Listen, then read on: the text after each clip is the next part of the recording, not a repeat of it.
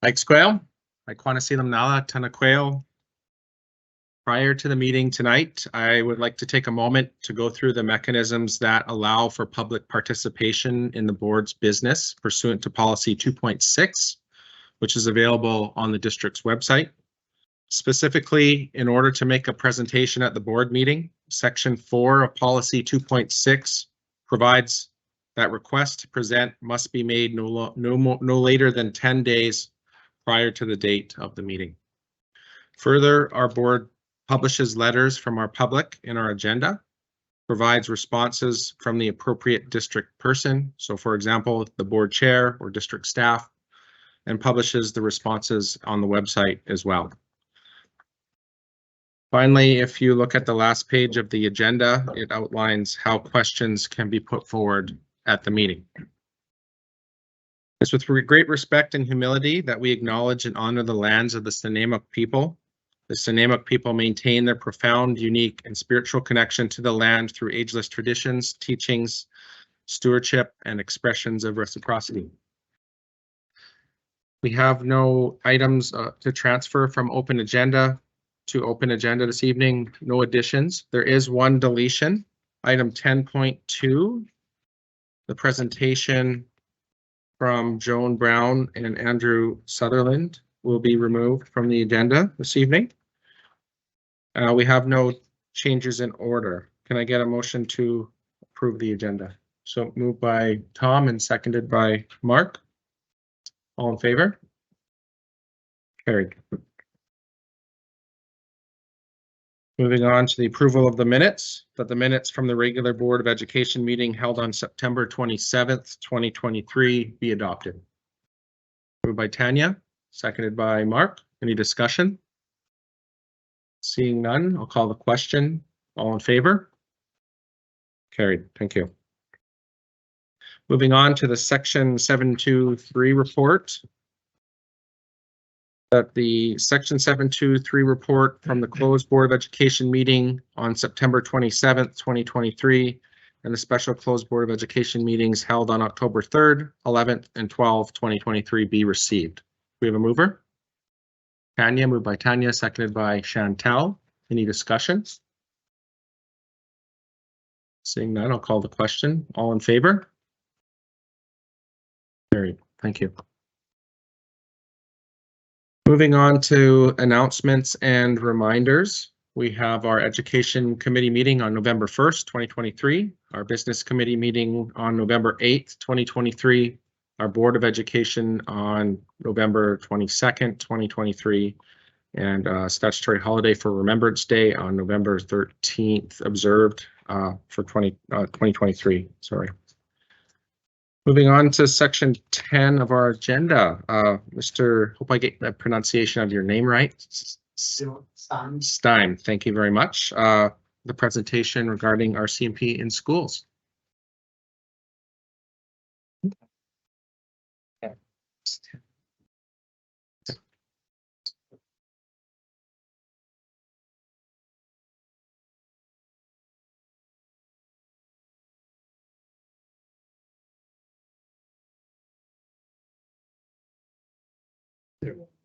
Yeah, so Mr.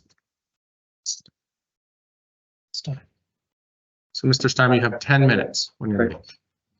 I want to start by thanking the board for the good work that you've been doing. Particularly, I've noted that in the spring you launched a pilot program of a publicly funded before and after school program that is designed to be accessible to a diversity of students with a diversity of abilities. And also over the summer, this coordinated a thoughtful decision to end its relationship with a summer camp that was time to have divisive and hurtful views for students and staff that did not agree with the camp's religious doctrine. And I mention these two decisions by this board because I see the concerns that I'm presenting you with today as being aligned fairly closely with those decisions that are focused on making schools more accessible and safe to all students, not just those, even likely the majority, who might have no issues with the status quo. So I wrote a letter to this board last spring regarding the RCMP's practice of carrying lethal weapons into our schools, even on so-called friendly visits. At that meeting, one of your colleagues here voiced that stemming from reflections after a very tragic family encounter recently with police that she now better understood the perspective behind DC Human Rights Commissioner Kasari Govender's letter to all DC school boards, urging an end to school liaison officer programs until there's clear evidence that the programs are not experienced very negatively, particularly by racialized students. While racialized students are often fearful of speaking up about their experiences with RCMP in schools due to fear of repercussions for themselves and their families, a number of accounts point to the fact that this is common for racialized students to feel targeted, threatened, or watched and monitored by lethally armed police in schools. That is, it is not for those of us who are white and who thus likely don't experience the same sense of threat from our RCMP to determine or judge what the experiences of these students are, just like it is not for those of us who are cisgendered and fully able-bodied to gatekeep or judge the experience of those faced with systemic challenges in their equitable access and safety in schools. Rather, there's a responsibility, especially for those of us whose identity represents a majority, to listen to the ways that systems we may be enjoying or are oblivious to might in fact be terribly experienced by people with different backgrounds. Having seen some of the decisions by this board, I know that you get this and practice this. Since the time of my letter to the board in spring, we have learned that the school board in Victoria voted unanimously this past June to end their school liaison officer program. The work on this front in Greater Victoria was spearheaded by an Indigenous and Women of Color support network, and the ending of the SLO program was also articulately supported by the Greater Victoria Teachers Association. Well, Victoria's school board is obviously its own jurisdiction with its own unique context that led to their recent decisions. It is interesting to note that their decision was wholehearted unanimous. And that the decision was multi-pronged, including asking the province for greater funding for programming in schools, like hiring folks with trauma-informed, anti-racist approaches to behavior management, and restorative justice and equity training. Where the school liaison officers were being inappropriately used to fill in gaps because of underfunding for school counselors. In the Victoria context, they specifically also addressed the fact that the police were carrying weapons into schools on these liaison officer visits. Back to our context in the NIMO, I had some email exchanges with the superintendent of the local CMP, Fletcher, and she said, paraphrasing, that it was completely off the table for her officers to come into schools on their friendly SLO visits without their lethal weapons. It is very clear from these conversations that carrying lethal weapons is so deeply ingrained in RCMP culture that there is no interest or willingness to explore options of an unarmed SLO program. Given that officers and their lethal weapons are inseparable in this way, I propose that the only way to reduce the frequency of armed officers entering SB 68 schools on friendly visits with their lethal weapons is to end the SLO program in our school district altogether, in line with Commissioner Kasari Govender's recommendation less than a year ago. So why am I, Jordan Einstein, white guy, talking to you about this today? Well, for personal reasons and for professional reasons. Personally, my kids are mixed ethnicity, so racialized and likely to be recipients of some of the same treatment that racialized people have experienced from RCMP since its inception. And as a white person, I believe there's a responsibility that we have to proactively examine the institutions that were designed to support our white domination on the land and find ways to not continue to benefit from those systems and structures like the SLO programs in our schools. And then professionally, I have a doctorate in public health, and my area of expertise reflects critically on the ways that the public health profession, another institution of the state just like education, can end up using language and practices that repeat and advance ongoing colonization of the land that we're on, including expressive and violent and other harmful interactions with the Canadian State's police. So, for example, in public health, where I work, when we systematically leave out the importance of consent in our estimations of the various impacts of a proposed mining project, let's say, on an Indigenous community, we are by default participating in the act of superseding Indigenous people's authority on their traditional territories, and then repeating a practice of having white people's preferences for land use supersede those Indigenous communities, a supremacy of white perspectives. And connecting this to the present conversation about RCMP, our public health tacit support for the ongoing taking of land by the state and by mining companies has very real implications for communities on the ground who then, unsupported by public health in this way, have to come face to face with lethally armed RCMP who remove them from the land and make way for pipelines or mines. And there's a parallel in the field of education. I believe that you as school board trustees here in Nanaimo are faced with a similar decision point, whether to act in solidarity and support with Indigenous and other racialized students, reducing as much as possible the encounters with weakly armed RCMP officers, or to not take action and tacitly facilitate ongoing conflicts between racialized students and armed RCMP in the very place that these students are meant to feel safe. Now, very briefly, I want to anticipate and address a list of some of the most common objections to any of the SLO programs in schools. So often you hear, how do you know that there are students who don't like the SLO programs? Well, there are, and they don't talk to you about it because of fear of repercussions. Surveys done and those who respond often mostly give positive feedback, but those surveys will systematically not be responded to by people who have negative experiences with RCMP. You have to remember that RCMP have all of the authority, legal impunity, and ongoing track records of violence, and an array of lethal weapons. Another common objection is, why not leave the SLO program in place until we have the evidence from research? Well, this is not a new problem. There's been no interest or incentive in the form of cost to school districts, social capital, to do the research in the past when these programs have been in place. So asking for more time to do the research now that the existence of the programs is being debated is disingenuous. Now that we know of likely harms to students in our district, continuing the experiment just to collect data on how exactly how much harm is being caused would be irresponsible. Others might say, but how are you factoring out all the positive experiences many other students are having with programs? Why should the bad supersede the negative, or the positive of the other students? Well, the logic of utilitarianism, that the best choice is the option that provides most benefit to the most people, is one that is often in direct contradiction with an equity lens. So from an equity lens, the harm experienced by those few can instead be considered from a perspective of imagining that, if it was we and our families who were in the minority, whether we would still believe the marginal benefit experienced by others in the majority, and whether that's a fair trade-off for our suffering. In a fair and equitable society, we reject the notion of subjecting a minority to physical and psychological harm in order to benefit the majority. We do better than that in our social programming. Another objection is that it defies logic to end these programs. Well, no, it's very logical. These programs are known to cause harm to a minority of students. RCMP have repeatedly been found, report after report, to be systemically racist, violent, and sexist. A brand new one came out class action lawsuit about sexism in RCMP, including here in BC. The history of how the RCMP was created to provide armed force to support the project of colonization, and this is never been undone. So the marginal benefit to some, mostly white students, does not justify the harm to others, even if their numbers are fewer. Dr. Govender's 1 minute warning. Thank you. Thank you.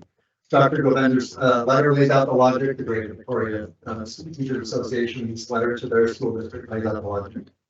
So others might say teachers, school staff, and students all deserve a right to be safe in schools, and the officers provide this. Well, officers are not immune or exempt from hot-headedness or acting out of pettiness, and they're always lethally armed. So there's other ways that we can make people feel safe, including those that are most at risk in this. And then the last one would be SLOs provide the kind of police contact with kids that helps to foster enduring positive interactions between youth and police. Well, I would say no thanks. I do not agree with allowing RCMP to seek to develop relationships with my kids, especially not when officers are carrying lethal weapons. One-sided holding of lethal weapons is not a setup for healthy, respectful, consensual relationships between anyone, anywhere. I'll leave it at that for now. I'm open to any questions. Mr. Thiem, so it's appropriate at this time for trustees to ask the presenter any questions that they may have.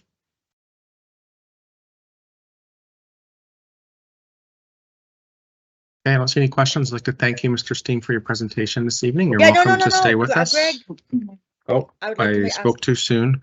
We'll give this a try, see if Naomi can speak. Can you hear me? Go ahead, Naomi.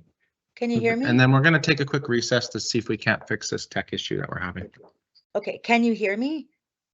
Volume's turned down, right? Could you try turning the speaker volume up for us to see if Naomi will come in? Oh, no.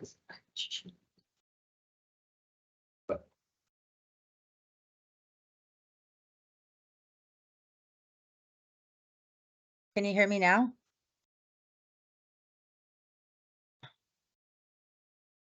Can you hear me? Can you hear me? Hello? Okay. Thank you for the presentation. So I was the person that talked to Bjorn earlier in the year. And I did share a story, and I shared it actually at a board meeting as well. And it kind of shifted my paradigm. As I told Bjorn, I worked many years with liaison officers. And I've walked in two worlds quite successfully. And I've never seen that perspective that came out of the Human Rights Commission. And I had read it, but I still saw the value of RCMP liaison officers until I had something kind of close to me hit home with my cousin being killed by police in Prince Albert, Saskatchewan, and he's Indigenous. His sister also died at the hands of police in Edmonton. And I realized that there is another world where there are people who don't feel safe. There is an investigation going on, by the way, about my cousin's death, but so I appreciate your presentation. I just wanted to ask you, because there were benefits to the RCMP working with students and things like that when there was problems. What I'd like to know is what is do you have a solution or a different idea of how we could fill that gap if you wanted to eliminate the police?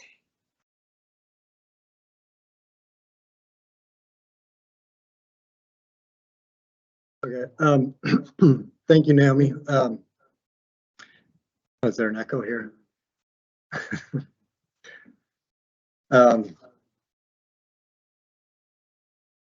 Yes, I think there are. It's not my area of expertise. Does not cover all the. I'm not in the field of education, and I'm not really clear on what exactly those gaps would be. What I have seen is that in Victoria, it was the Greater Victoria Teachers Association has a 4-page letter laying out a very detailed plan of where the RCMP will be, or where in their case the Vic PD will be removed from roles that they were playing, and asking the province for other funding to come in. They were often being brought into, in that context anyway, to even talk about like sexual consent with students, which seems like there would be a lot better people, more well-trained. So I think I would suggest that, I mean, you guys know better than me on this, but like a committee could find all the places, all of the roles that the SLOs are playing here in our school district, and similar to what the Teachers Association has come up with, find very concrete solutions to all of those, including asking the province for better funding of some areas that where they're filling in because of gaps in funding. So I think there are a lot of very good examples out there where other jurisdictions have removed these types of officers and found very good solutions for filling in the gaps. I'm confident that that could happen here too. Thank you. Can I have a follow-up, Greg? Naomi, I think you want to follow up. We're going to have to just turn our speakers back up just a moment, please. Oh, shit. Okay.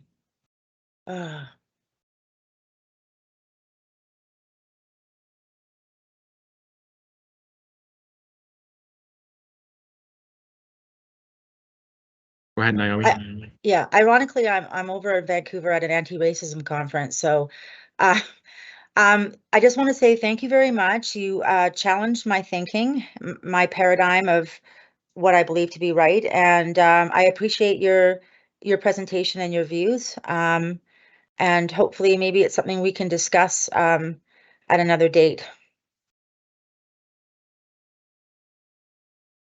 Thanks, Naomi. Thanks, Mr. Steen, for your presentation. Oh, there's more questions on the table? Yeah, we can. Okay. I'm just trying to juggle all these tech issues we're having. So, Tom.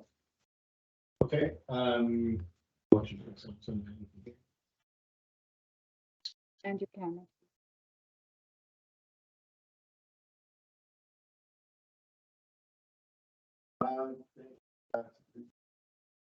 Stein. No,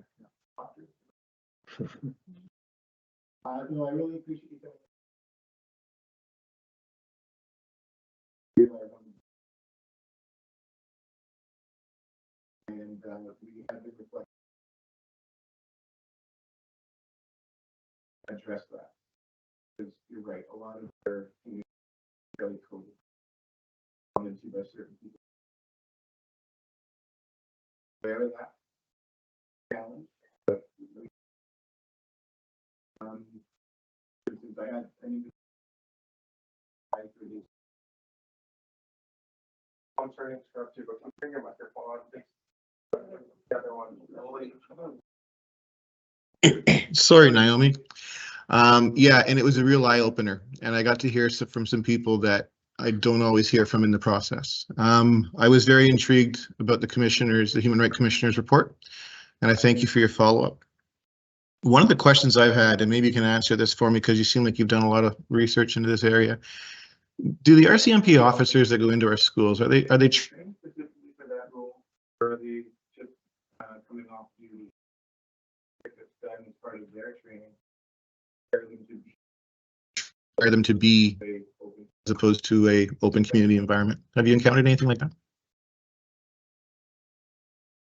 Right, Mr. Steen.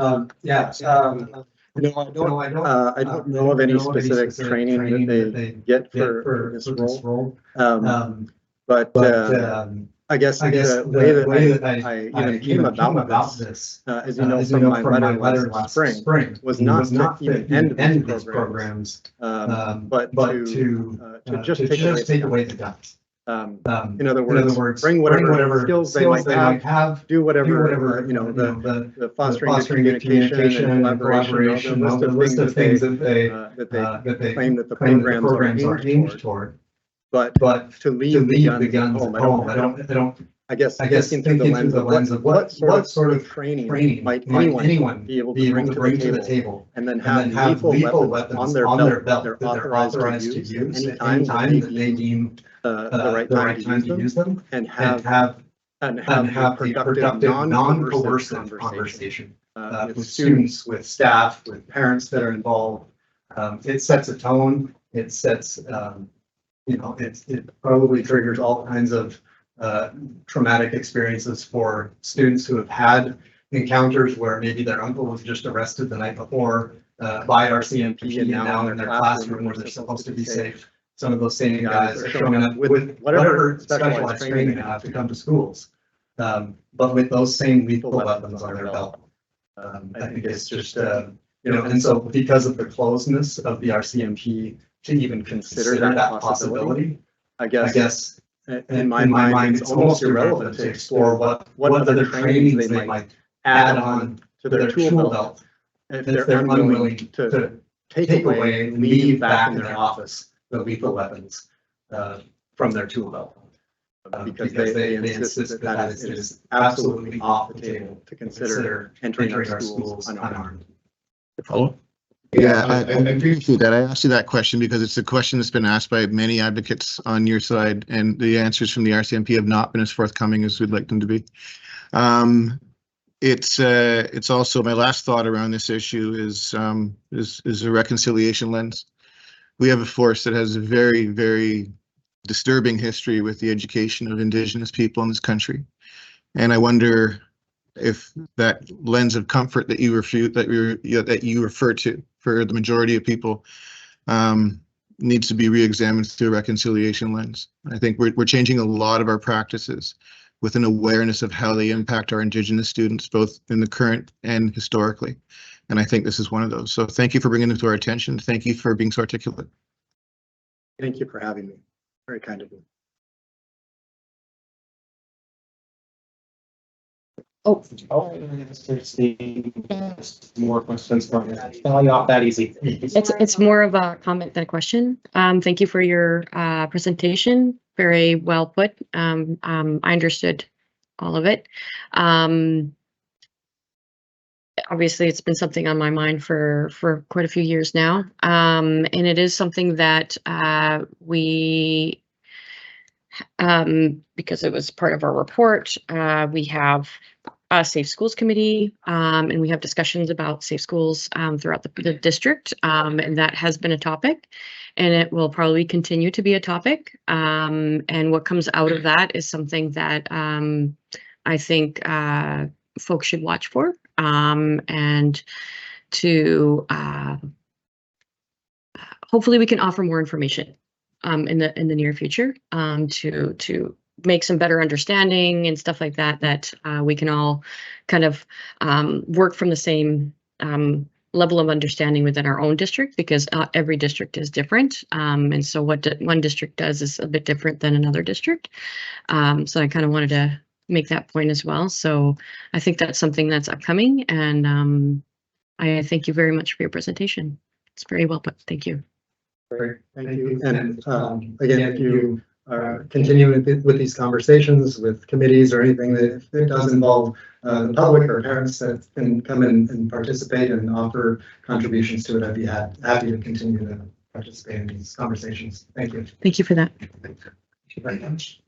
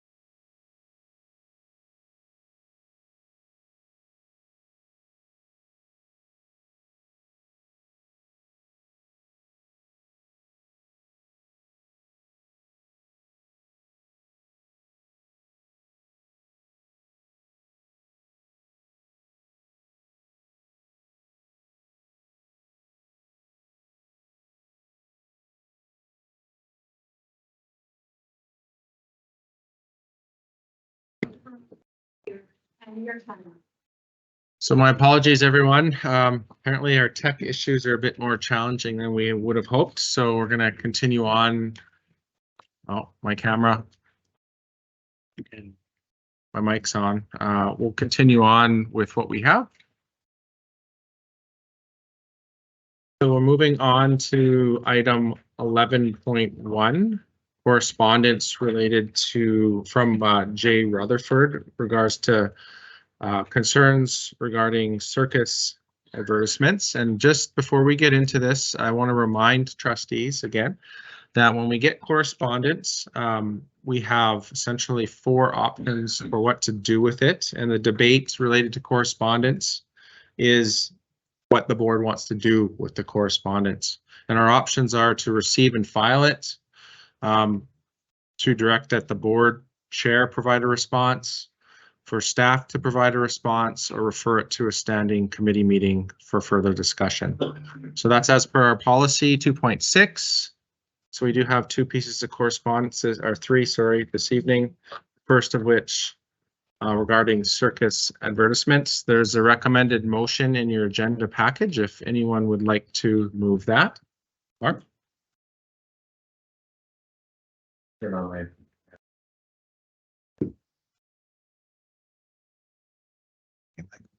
Yeah, mic's on. Just making sure that everybody can hear. Okay, wonderful. Yeah, move that the Board of Education of School District number 68, and I'm Ladysmith, refer the correspondence from Jay Rutherford to staff for response. Seconder?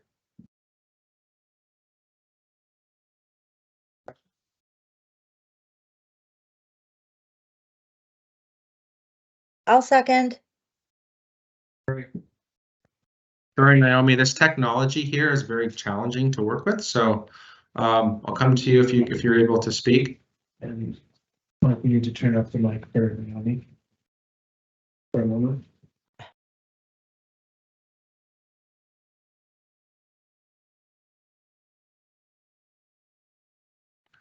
Naomi, did you wish to speak?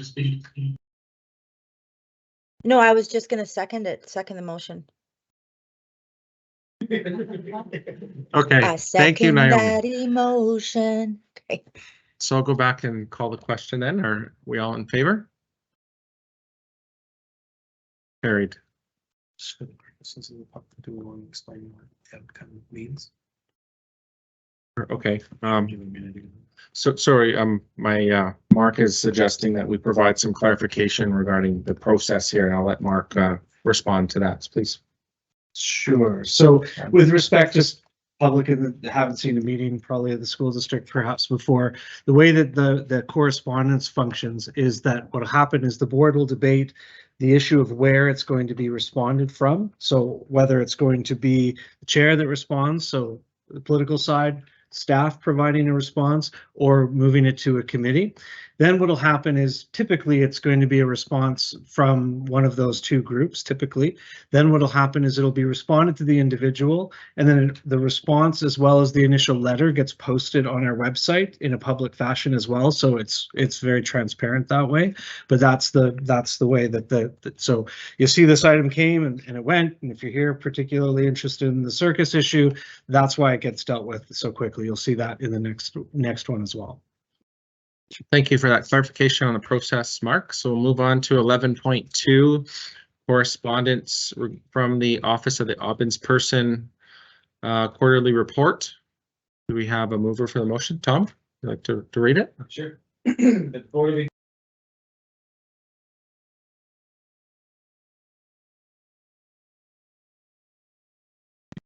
Thank you, Tom. Do we have a seconder? Mark? Any discussion? Seeing none, I'll call the question. All in favor? Carried. Thank you. Moving on to 11.3, correspondence from M. Duckworth. Do we have a trustee that'd like to move the motion? Tanya, would you like to read it?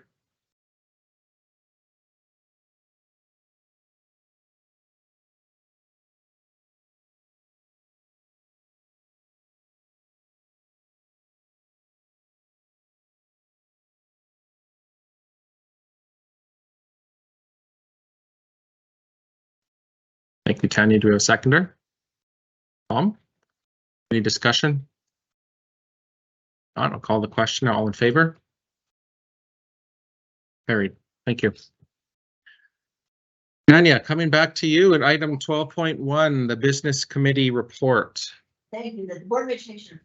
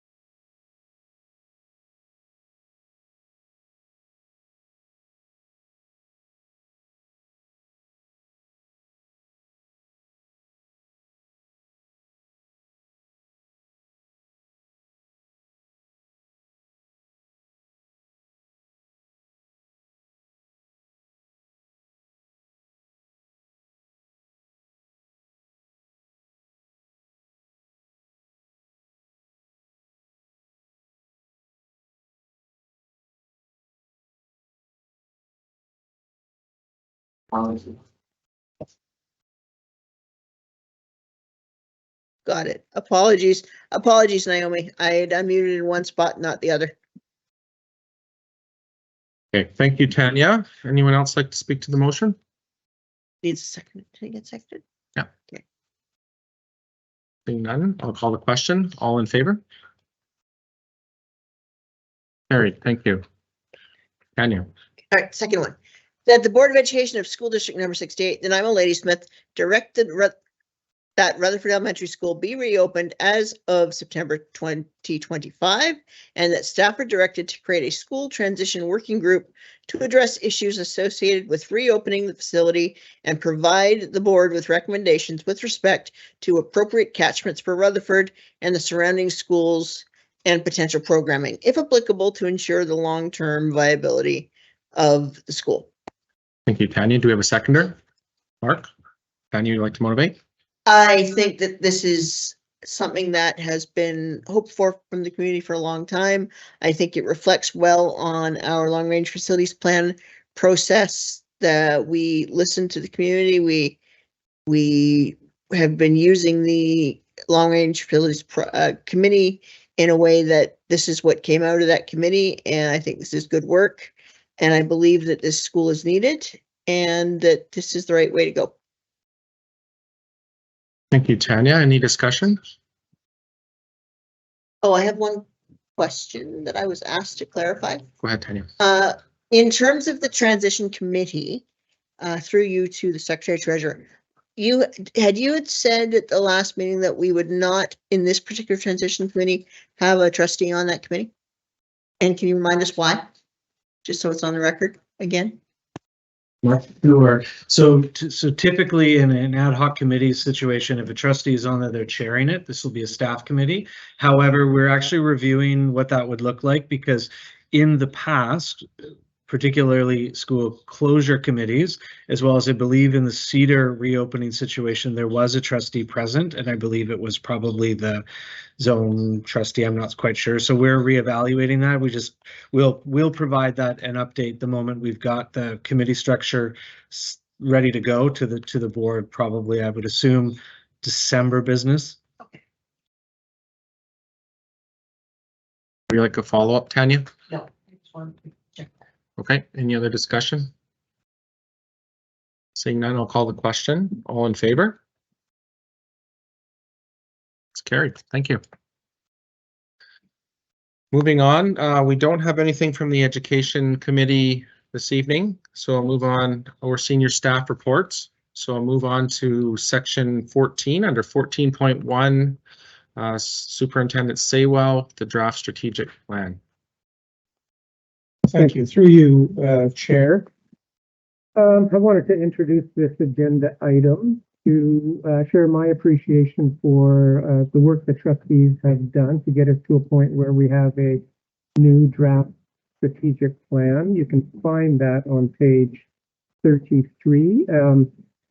The present draft plan builds on the foundation of our present strategic plan, incorporating some fresh objectives that will support our students' educational experience into the future, as well as further create support some of the objectives for our staff. So on page 32, I'll refer trustees to a motion that would support this draft plan, as well as the community engagement plan that can be viewed on page 34. With that, I'll pass it to you, Chair.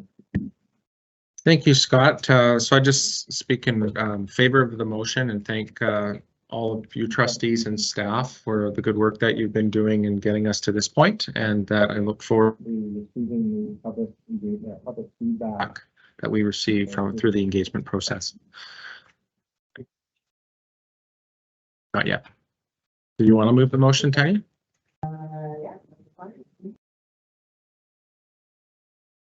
Introduce the motion. Thank you. I'm just trying to get to it. All right. Got it. All right. That the Board of Education of School District number 68, and I'm a Lady Smith, make the attached draft strategic plan, goals and objectives available to the public, utilizing the consultation process as per board governance, section 1, 2.17, and report back to the business committee on December 13th, 2023. Thank you. Do we have a seconder? Mark? Annie, would you like to motivate? I think that we've done some very good work here with this revised strategic plan, and we are at a point where in order to move forward, we need public input. So this is the time to do it. Thank you. Any further discussion? Seeing none, then I'll call the question. All in favor? Oh, just a sec. Okay, Carrie. Naomi has her hand up. I'm hoping that's about. Naomi, can you confirm? Yes, that was me voting. Mike, do you think you could turn up the volume for Naomi? Yes, Mark. Yes, that was me voting. Thank you. Thank you. Okay, so the motion carries. Moving on to item 15. We don't have any new business this evening. We do have 3 items for information, including the board motions report, the trustee committee reports, and the report from a special closed board meeting. Are there any questions on those 3 items or discussion? Seeing none. Okay, so we'll move into question period. Are there any questions?